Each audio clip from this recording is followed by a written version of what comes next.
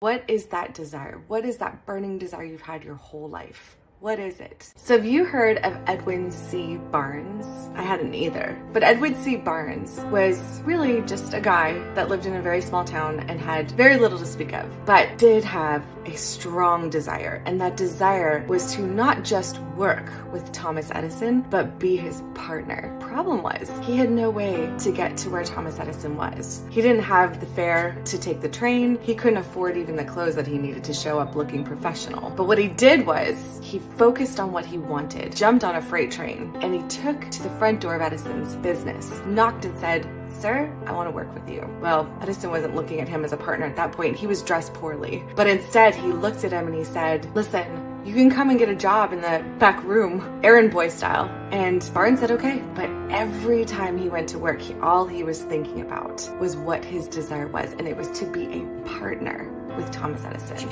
to be a partner in business with him. So even when the months and the years went by and he hadn't the opportunity to position himself to show Edison that he was capable of these things, he was given that chance one day when there was a product that hit the floor that nobody wanted to sell. It's actually what we now know as the Ediphone. None of his salesmen thought it would be able to be something sellable. So quickly, Barnes saw the opportunity. And guys, this is the problem. We often are handed opportunities. We see it, but we don't seize it. He seized it. And not only did he sell that in the area to a degree that was so exceptional, Edison gave him the entire nation to sell, to where the moniker for this exact product became known as Made by Edison, Installed by Barnes. He became a partner. I'm asking you now as you listen to this story, what is that desire? What is that burning desire you've had your whole life? What is it? And I'm letting you know that if you don't have it today, if you haven't yet achieved it, it's because you gave up in the process.